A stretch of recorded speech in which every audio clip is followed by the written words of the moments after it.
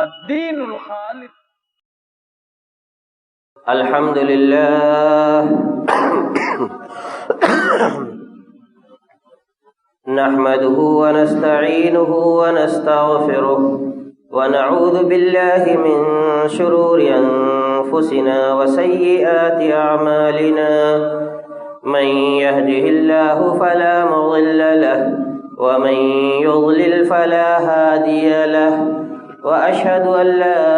إله إلا الله وحده لا شريك له وأشهد أن محمدًا عبده ورسوله أرسله بالحق بشيرا ونذيرا بين يدي الساعة فمن يطع الله ورسوله فقد رشد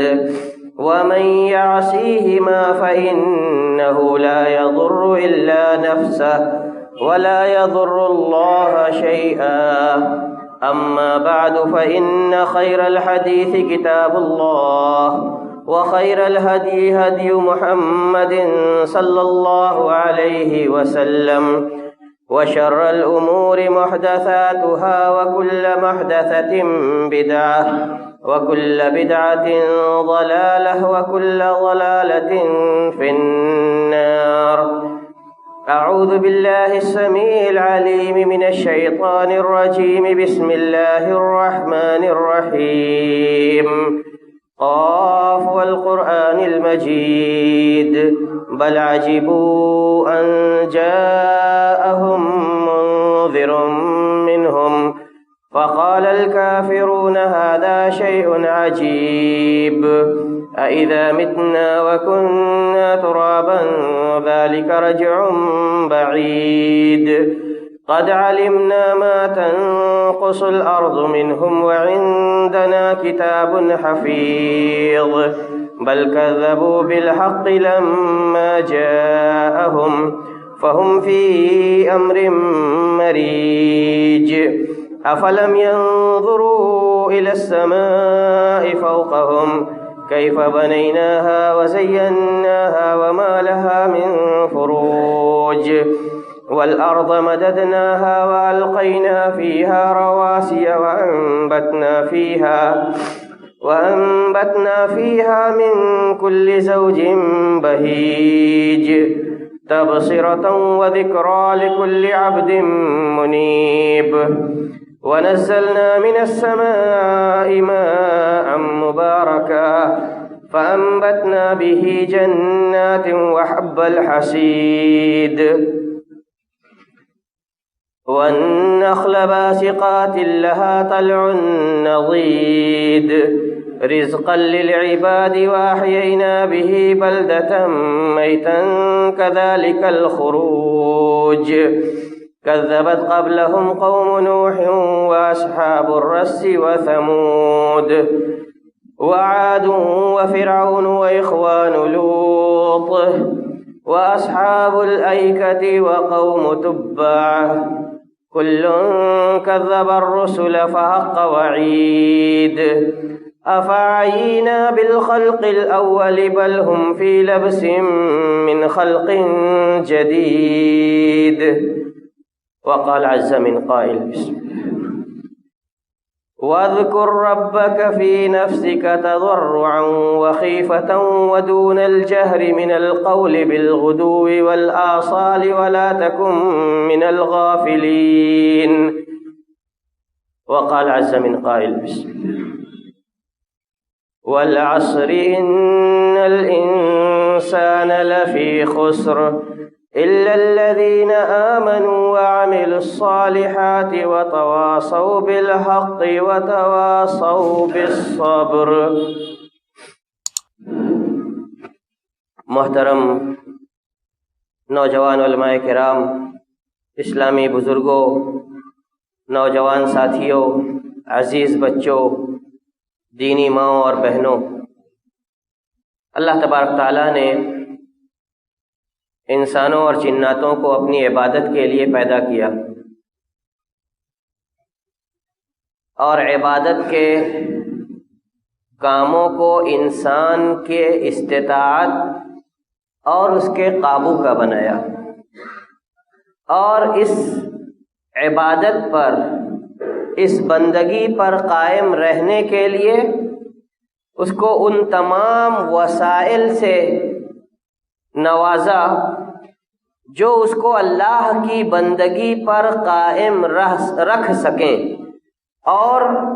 ان تمام برائیوں سے اللہ تبارک تعالیٰ نے اپنے کلام میں اور اپنے رسول کی زبانی صلی اللہ علیہ وسلم ہمیں آگاہ فرما دیا، جو ہمیں اللہ کی بندگی، اللہ کی عبادت اور مقصد زندگی سے غافل کر دیں، اور انسان کی سعادت دنیاوی بھی اور اخروی بھی اسی بات میں ہے کہ وہ یہ سمجھ لے کہ میں کیا ہوں اور کیوں ہوں۔ میں اللہ کا بندہ ہوں اور اللہ نے مجھے اپنی عبادت کے لیے پیدا کیا ہے۔ تو یہ دنیا کی رنگینیاں، ناز و نعم، آسائشیں اسے اللہ کی بندگی، اللہ کے ذکر اور اللہ کی عبادت سے غافل نہیں کر سکتی۔ لیکن اگر بندے کی نگاہ اس کے مقصد تخلیق پر نہ ہو کہ اللہ نے اس کو کیوں پیدا کیا ہے، کیوں اس زمین پر برپا کیا، اپنے فرشتوں کے درمیان کیا اعلان کیا، اور فرشتوں سے کس بات کی تاکید کے ساتھ ہدایت کی کہ میں جو بات جانتا ہوں اپنے بندوں کے تعلق سے وہ تمہیں پتہ نہیں ہے۔ اس بندگی پر قائم رہنے کے کچھ تقاضے ہیں جن کو اللہ تبارک تعالیٰ نے جو آیات اور جو سورہ میں نے آپ لوگوں کے سامنے خطبہ مسنونہ کے بعد تلاوت کی ان کے اندر بیان کرنا چاہتا ہے۔ اللہ تبارک تعالیٰ فرمایا وَاعْبُدْ وَاذْكُرْ رَبَّكَ تَضَرُّعًا وَخِيفَةً وَاذْكُرْ رَبَّكَ فِي نَفْسِكَ تَضَرُّعًا وَخِيفَةً وَدُونَ الْجَهْرِ مِنَ الْقَوْلِ بِالْغُدُوِّ وَالْآصَالِ، اپنے رب کو دل میں، چپکے سے، سرگوشی میں، گڑ گڑاتے ہوئے، گریہ وداری کرتے ہوئے اور اللہ کا ڈر رکھتے ہوئے اپنے رب کو پکاریے، یاد کیجیے، اپنے رب کا ذکر کیجیے۔ کب؟ صبح چاشت کے وقت، فجر کے بعد سے لے کر شام کے سورج غروب ہونے تک، یعنی پورے دن اسی میں لگے رہیے۔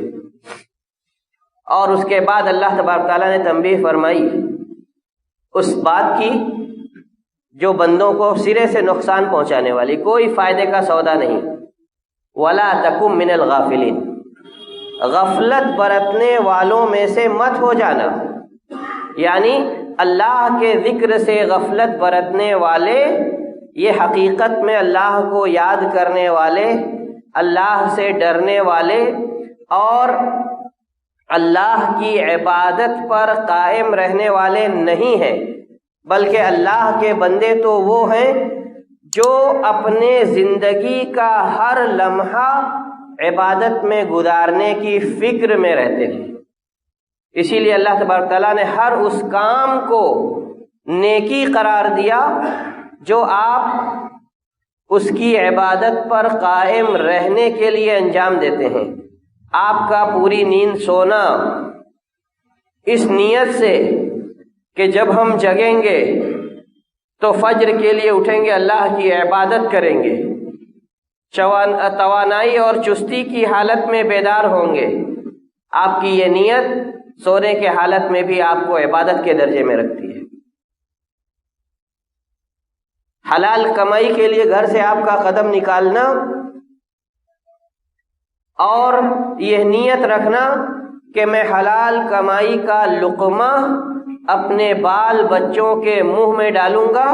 اللہ تبارک تعالیٰ اس کو آپ کے میزان حسنات میں رکھتا ہے۔ اللہ کے رسول صلی اللہ علیہ وسلم نے ارشاد فرمایا، صحیح مسلم کی روایت ہے کہ دینار انفقتہ فی سبیل اللہ ودینارا تصدقت به علی مسکین ودینار انفقتہ لسد حاجت فقیر ودینار انفقتہ علی اہلک خیر الذی انفقتہ علی اہلک۔ 4 طرح کے دینار اگر آپ خرچ کرتے ہو، ایک اللہ کے راستے میں مجاہدین کی مدد کے لیے، ایک کسی مسکین پر، ایک کسی کی حاجت روائی میں، اور چوتھا اپنے بال بچوں کی پرورش پر خرچ کرتے ہو، تو اللہ کے نزدیک اس دینار کا، اس روپے کا اجر سب سے زیادہ ہے، سب سے افضل ہے اللہ کے نزدیک وہ دینار جو آپ اپنے اہل و عیال پر خرچ کرتے ہو۔ تو کسب حلال کی اہمیت اس سے واضح ہوتی ہے کہ اس پر کتنا اجر ہے۔ اللہ تبارک تعالیٰ نے قرآن مجید کے اندر اسی بات کی وصیت مومنین کو بھی کی جس بات کی وصیت انبیاء کرام کو بھی کی کہ کلوا من الطیبات واعملوا صالحا، اور مومنین کو بھی یہی وصیت کی کہ اللہ نے جو کچھ ضروع زمین پر حلال اور پاکیزہ چیزیں تمہارے لیے پیدا کی ہیں ان میں سے کھاؤ پیو اور اسراف اور فضول خرچی سے بچو۔ اللہ کا ذکر یہ ایسی عبادت ہے کہ آدمی اپنے دنیاوی روزمرہ کے کاموں میں مصروف رہ کر کے بھی دل کو اگر اللہ کی عبادت سے معمور رکھتا ہے، وہ اللہ کی نعمتوں کا، اخروی نعمتوں کا تصور سجائے رکھتا ہے دل میں کہ جنت میں نہریں ہوں گی دودھ کی، شہد کی، شراب کی، اور ایسے پانی کی جو کبھی بوسیدہ نہیں ہوگا، خراب نہیں ہوگا، ایسے پھل ہوں گے جو دنیا والوں کے تصور کے باہر ہیں، ایسی خوبصورت بیویاں میسر ہوں گی حوروں میں سے جن کے پنڈلی کے ہڈیوں کے گودے باہر سے نظر آئیں گے، ایسے محل ہوں گے ہیرے موتی اور جواہرات کے جن کے اندر کے مناظر باہر سے اور باہر کے مناظر اندر سے، جس کو آج ہم ٹرانسپیرنٹ کہتے ہیں، اس طرح سے دیکھ سکیں گے۔ اور ان ساری نعمتوں میں کبھی بھی لمحے بھر کے لیے رتی بھر بھی کوئی بگاڑ، کوئی خرابی نہیں آئے گی، اور ان نعمتوں کے حصول کے لیے ہمیں کسی نوکر کی خدمت لینے کی ضرورت نہیں ہوگی۔ ادھر آپ تمنا کریں گے، آپ کی وہ خواہش پوری ہو جائے گی، اور پھر کھائے پیے کو ہضم کرنے کے لیے آپ کو قضائے حاجت کی بھی ضرورت نہیں ہوگی، ڈکاریں آئیں گی اور آپ کے کھانے سب ہضم، اور وہاں پھر اللہ کی دنیا کی عبادت آپ کے لیے کافی ہوگی کہ جنت میں آپ کو اللہ کی عبادت نہیں کرنی، ہاں اس کا شکر بجا لانے کے لیے آپ کے زبان پر اللہ تبارک تعالیٰ خود ہی کلمات جاری کرے گا۔ ایک مرتبہ اللہ کے رسول صلی اللہ علیہ وسلم حضرت جویریہ بنت الحارث رضی اللہ تعالی عنہ کے پاس سے نکلے۔ یہی معاشرہ بنانے کی ضرورت ہے۔ آج ہم سوشل میڈیا اور الیکٹرانک گیجٹس کے اتنے مرید اور غلام ہو گئے ہیں کہ ہماری صبحیں، ہماری شامیں اور ہمارے 24 گھنٹے کا بہت سارا وقت لا یعنی کاموں میں اسکرین پر نگاہیں جمع کر اور اس پر انگلیاں پھیرتے ہوئے گزر جاتا ہے، اور ہم اپنے دنیا و آخرت دونوں کا خسارہ کرتے ہیں، اور اس جانب ہماری توجہ قطعاً نہیں جاتی کہ دشمنان اسلام نے مسلمانوں کو ان کے دین سے دور رکھنے کے لیے یہ ایک ہتھ کنڈا اختیار کیا ہے کہ ان کے ہاتھوں میں ایسے کھلونے دے دو جو ان کو ان کے دین سے غافل کر دے۔ اللہ تبارک تعالیٰ اسی بات کی تو تاکید فرماتا ہے، اللہ کے ذکر میں لگے رہیے اور غفلت کا شکار مت ہوئیے۔ حضرت جویریہ بنت الحارث رضی اللہ تعالیٰ عنہ کہتی ہیں کہ اللہ کے رسول صلی اللہ علیہ وسلم، میں نماز فجر کے بعد اپنے مصلی پر تھی، جس جگہ میں نماز ادا کرتی تھی اپنے حجرے میں، وہاں سے اٹھ کر کے گئے اور پھر بہت دیر کے بعد واپس آئے، مجھے اپنے ہی مصلی پہ بیٹھا ہوا پایا، اور آپ صلی اللہ علیہ وسلم نے فرمایا کہ ابھی تک آپ اپنے مصلی پر بیٹھی ہیں، میں نے تمہارے پیچھے تم سے الگ ہونے کے بعد 4 کلمات کہے ہیں، اگر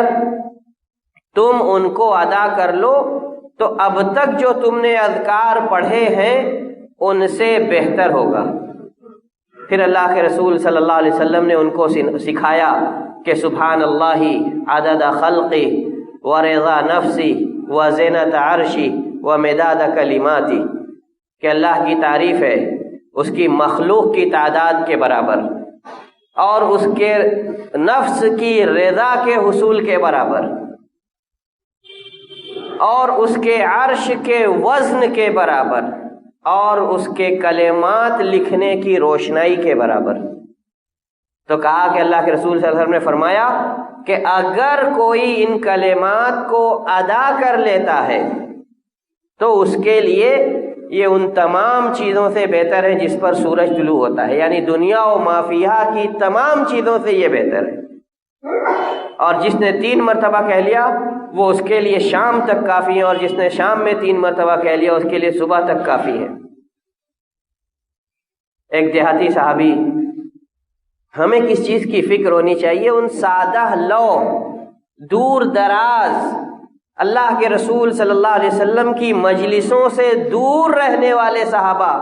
جب اللہ کے رسول صلی اللہ علیہ وسلم سے ملاقات حاصل ہوتی تو ان سے کیا سیکھنے کی کوشش کرتے، اور یہی ہمیں سمجھنے اور اپنے اندر انہی باتوں کو سیکھنے کا جذبہ پیدا کرنے کی ضرورت ہے۔ وہ صحابی اللہ کے رسول صلی اللہ علیہ وسلم سے کہتے ہیں کہ اللہ کے رسول، اسلامی شریعت کے فرائض اور مستحبات بہت زیادہ ہیں، ہم سب پر عمل تو نہیں کر سکتے، کوئی ایسی جامع بات بتا دیجئے، کوئی ایسی جامع بات بتا دیجئے جس کے ذریعے سے میں اللہ کی عبادت کر سکوں، اللہ کا ذکر کر سکوں، اللہ کو یاد کر سکوں۔ اللہ کے رسول صلی اللہ علیہ وسلم نے ان سے فرمایا تھا لا یزال لسانک رطبا من ذکر اللہ، کہ آپ کی زبان اللہ کے ذکر سے ہمیشہ تر رہے۔ کیا کرنا ہے آپ کو؟ راستہ چل رہے ہیں، بجائے اس کے کہ آپ اپنے ذہن اور دماغ کو، اپنے سر کو شیطان کا گھونسلہ بنائیں اور شیطان کا اپنے اوپر اختیار اور بس چلنے دیں، اور وہ آپ سے وہ سوچوائے، وہ خیال کرائے جو وہ چاہتا ہے، آپ اللہ تبارک تعالیٰ کی نعمتیں جو آپ کے اوپر ہیں ان پر غور کر لیجئے۔ لقد خلقنا الانسان فی احسن تقویم، ہم نے انسان کو سب سے بہتر صورت میں پیدا کیا ہے۔ شیخ سعدی رحمۃ اللہ علیہ کا ایک بہت مشہور واقعہ ہے۔ ایک مرتبہ بہت قسم پرسی کی حالت میں ان کو ہندوستان سے سفر کر کے بغداد تک جانا پڑا۔ پیر میں جوتے تک نہیں تھے، پاؤں چھل گئے تھے، چھالے پڑ پڑ کے پھوٹ گئے تھے، بھوک اور پیاس کی شدت گوارا کر رہے تھے۔ اللہ کی نعمتیں تبھی یاد آتی ہیں جب ہم اللہ کے رسول صلی اللہ علیہ وسلم کی وصیت پر عمل کرتے رہے۔ انظروا الی من هو اسفل منکم، اپنے سے کمتروں کی طرف نگاہ رکھو۔ آج ہماری نگاہیں اس کے برعکس ہیں، فلاں کو اللہ نے اتنا نوازا ہے، اور ہم اور دنیا کے پیچھے بھاگیں گے اس جیسے بننے کی کوشش میں۔ اللہ کے رسول نے اس شخص کو سب سے بدترین شخص کہا ہے کہ اس کا مطمع نگاہ دنیا ہے، مطمع نگاہ آخرت ہونا چاہیے۔ اللہ کے رسول صلی اللہ علیہ وسلم نے فرمایا کہ من کانت ہمہ الدنیا، صحیح ترمذی کی، سنن ترمذی کی صحیح روایت ہے کہ دنیا جس کا مقصد ہوتی ہے، فرق اللہ علیہ شملہ،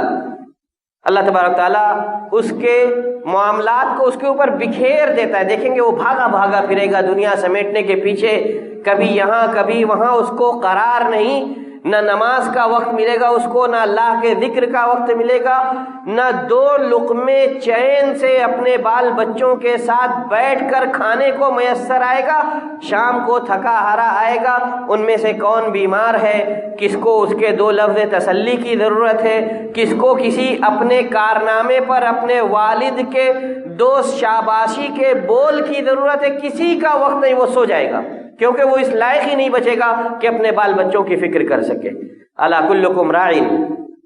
اسلام یہ کہتا ہے کہ ہر کوئی نگہبان ہے، ومسئول عن رعیتہ،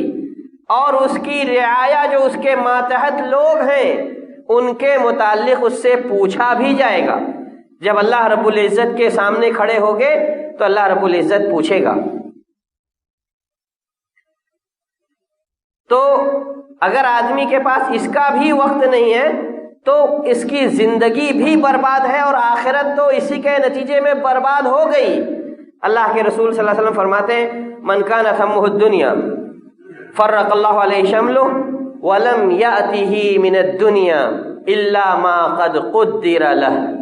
اور دنیا سے ملے گا کتنا؟ بس اتنا ہی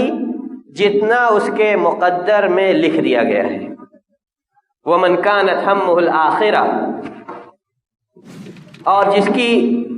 تمنا، جس کی آرزو آخرت ہوتی ہے، جمع اللہ لہ شملہ، اللہ تبارک تعالیٰ اس کے کام اس کے اوپر سمیٹ دیتا ہے، اس کی مدد حاصل ہوتی ہے اللہ تبارک تعالیٰ کی اس کو، وہ ادنا سی محنت کرے گا اور بہت سارے امور کو انجام دے کر چین سے آ کر کے اپنے بال بچوں میں بیٹھ جائے گا۔ قناعت اللہ تبارک تعالیٰ اس کو بخش دے گا، جو کچھ اس کے پاس ہے وہ اس پر اللہ سے راضی رہے گا۔ تو اللہ کے رسول صلی اللہ علیہ وسلم نے یہی فرمایا، جمع اللہ لہ شملہ وقنعہ اللہ بما آتاہ، اور جو کچھ اس کو دے گا اس پر اس کو قناعت بخش دے گا۔ وجاءتہ الدنیا، روزی کی فکر ہمیں ہوتی ہے، دنیا اس کے پاس وہی راغمۃ، ناک رگڑتے ہوئے دنیا اس کے پاس آئے گی۔ روزی کی فکر کبھی نہیں کی امت کے سلسلے میں اللہ کے رسول صلی اللہ علیہ وسلم نے کہا کہ میں فقر و فاقے کا کبھی خوف نہیں کھاتا تمہارے اوپر، خوف تو اس کا ہے کہ کیسر و کسریٰ کے خزانے کھول دیے جائیں گے اور پچھلی امتوں کی طرح دنیا سجا دی جائے گی تمہارے سامنے، اور دنیا سمیٹنے کے فکر میں آخرت بھول جاؤ گے اور پچھلی امتوں کی طرح تم بھی تباہ ہو جاؤ گے۔ آج ہماری بربادی کا ایک سبب یہی ہے کہ ہم نے اپنے سے اوپر لوگوں کو دنیاوی اعتبار سے دیکھنا شروع کر دیا، جبکہ وصیت یہ ہے کہ نیچے کو دیکھو۔ فَهُوَ أَجْدَرُ، کیونکہ یہ زیادہ اس بات کے لائق ہے کہ اللہ تَزْدَرُوا نعمت اللہ علیکم، اللہ کی نعمت کو اپنے اوپر حقیر مت جانو۔ شیخ سعدی رحمۃ اللہ علیہ مسجد کوفہ میں داخل، مسجد بغداد میں داخل ہوتے، زبان سے شکوے کے الفاظ نکلنے ہی والے تھے کہ دیکھا کہ ایک آدمی ہاتھوں کے بل سرینوں کے سہارے گھسٹ گھسٹ کر مسجد میں داخل ہو رہا ہے، اللہ نے اس کو دونوں پاؤں ہی عطا نہیں کیے تھے۔ فوراً اللہ کا شکر بجا لاتے ہیں کہ اللہ تیرا لاکھ لاکھ شکر ہے کہ تو نے مجھے دو پاؤں سے نوازا ہے، اور اس بندے کو تو نے دونوں پاؤں سے بھی محروم کیا ہے۔ تو ہم دنیا کی فکر اگر چھوڑ کر آخرت کی فکر میں لگیں، اس کے فائدے بہت ہیں۔ ہم ذکر کے عادی ہو جائیں گے، اور اللہ تبارک تعالیٰ ذاکرین کو کبھی برباد نہیں کرتا۔ سبق المفردون، سبق المفردون، سبق المفردون، اللہ کے رسول صلی اللہ علیہ وسلم نے 3 مرتبہ کہا کہ مفرد لوگ سب سے آگے بڑھ گئے، مفرد لوگ سب سے آگے بڑھ گئے، مفرد لوگ سب سے آگے بڑھ گئے۔ قالوا من ہم یا رسول اللہ، کہا کہ یہ کون لوگ ہیں مفرد جو سب سے آگے رہیں گے؟ قال الذاکرون للہ کثیرا والذاکرات، اللہ کو بکثرت یاد کرنے والے مرد اور عورتیں۔ کیوں؟ اعد اللہ لہم مغفرۃ واجرا کریما، اللہ نے ان کے لیے اپنی مغفرت اور نہایت ہی شریف اجر کو، اور سب سے زیادہ شریف اجر فردوس اعلیٰ ہے اس کی، جس میں وہ ان کو جگہ دے گا صدیقین، نبیین، صدیقین، شہداء، صالحین کے ساتھ، اور وہ لوگ بہترین رفقائے کار ہوں گے۔ حضرت براء ابن عازب رضی اللہ تعالیٰ عنہ کو اللہ کے رسول صلی اللہ علیہ وسلم نے دعا سکھائی کہ جب بستر پہ جانے لگو تو نماز کی طرح وضو کرو، جس طرح نماز کے لیے وضو کرتے ہو، پھر اپنے داہنے پہلو پر لیٹ جاؤ۔ آج ہم میں سے اگر پوچھا جائے کہ اللہ کے رسول صلی اللہ علیہ وسلم کے لیٹنے کا طریقہ کیا تھا، تو ہم میں سے بہت سے لوگ ایسے ہوں گے جو اپنے بچوں کو اس طریقے پر لیٹنے سے منع کرتے ہوں گے، اور ہم میں کی اکثریت پیٹ کے بل الٹے آڑے ترچھے موبائل چلاتے چلاتے جب تھک کے بے سدھ ہو گئے تو موبائل پھینک کر کے سو گئے، اسی وتیرے پر ہوں گے۔ آپ اپنا داہنا ہاتھ بچھاتے اور اس پر سر رکھتے اور داہنے پہلو لیٹ جاتے۔ حضرت براء ابن عازب رضی اللہ تعالیٰ عنہ کو بھی یہی بات سکھائی کہ اپنے داہنے پہلو لیٹ جائیے، نماز کی طرح وضو کیجئے، داہنے پہلو لیٹ جائیے اور پھر یہ دعا پڑھیے، اللہم انی اسلمت وجہی الیک واسندت ظہری الیک وفوضت امری الیک رغبتا ورہبتا الیک، اللہم آمنت بکتابک الذی انزلت وبنبیک الذی ارسلت۔ اور آپ صلی اللہ علیہ وسلم نے مزید تاکید کی کہ وَجَعَلْهُنَّ آخِرَ مَا تَقُولُ، سب سے آخری دعا جو سونے سے پہلے آپ پڑھیں وہ یہی دعا ہو۔ اور آپ صلی اللہ علیہ وسلم جب لیٹتے تھے داہنے پہلو داہنے ہتھیلی پر ہاتھ رکھ کر تو دعا پڑھتے تھے کہ اللہ میں اپنا نفس تیرے حوالے کرتا ہوں،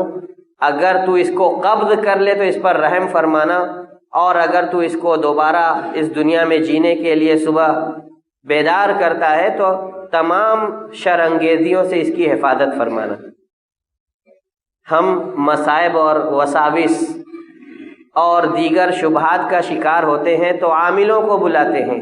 صبح و شام کے اذکار جو معوذات 3 مرتبہ صبح پڑھ لے، معوذات 3 مرتبہ شام کو پڑھ لے، اس کو کوئی نقصان نہیں پہنچ سکتا۔ عثمان ابن عفان رضی اللہ تعالیٰ عنہما روایت کرتے ہیں، حضرت عبان اپنے والد عثمان ابن عفان رضی اللہ تعالیٰ عنہ سے کہ ہمارے والد نے ہم سے روایت کیا کہ من قال بسم اللہ الذی لا یضر مع اسمہ شیء فی الارض ولا فی السماء وهو السمیع العلیم، یہ چھوٹی سی دعا، بسم اللہ الذی لا یضر مع اسمہ شیء فی الارض ولا فی السماء وهو السمیع العلیم لا یضرہ شیء، اور بعد دوسری روایات میں آتا ہے کہ لم تصبہ فجأۃ بلائن، کوئی اچانک مصیبت اس کو نہیں پہنچ سکتی۔ جن لوگوں سے حضرت عثمان ابن عفان رضی اللہ تعالیٰ عنہما نے اس روایت کو بیان کیا تھا، انہوں نے پوچھا تب آپ کو فالج کیسے ہو گیا؟ غور کا مقام ہے کہ اللہ تبارک تعالیٰ ان اذکار کے نتیجے میں بندوں کی حفاظت کس طرح فرماتا ہے۔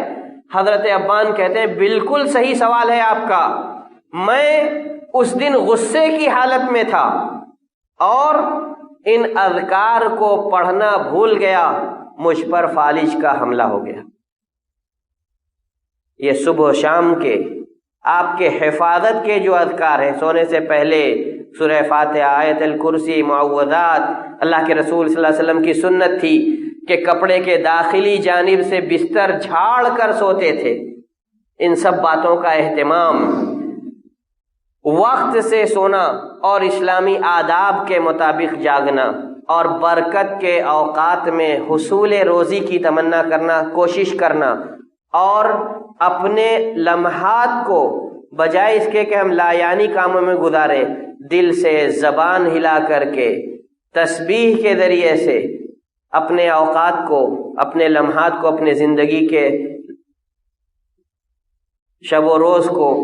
اللہ کی اطاعت اور بندگی میں گزارنے کی کوشش کیجیے۔ کوئی نیکی تنہا نہیں آتی، جب آپ نیکیوں کی عادت ڈالیں گے تو نفس نیکیوں کی طرف راغب ہوتا چلا جائے گا، لیکن جب آپ نفس کو آزاد چھوڑ دیں گے تو یہ شیطان کی چالوں کا مرید ہو جائے گا، اور شیطان انسان کا کھلا ہوا دشمن ہے، وہ انسان کو سوائے جہنم کے اور کوئی راستہ نہیں دکھاتا۔ اللہ تبارک تعالیٰ سے دعا ہے کہ ہمیں اور آپ کو اسلامی آداب کے مطابق زندگی جینے اور اللہ کی بندگی کا مقام سمجھنے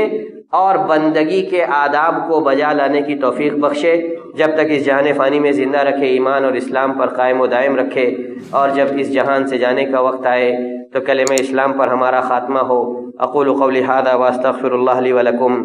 ولسائر المسلمین من کل ذنب فاستغفروہ انہ هو الغفور الرحیم۔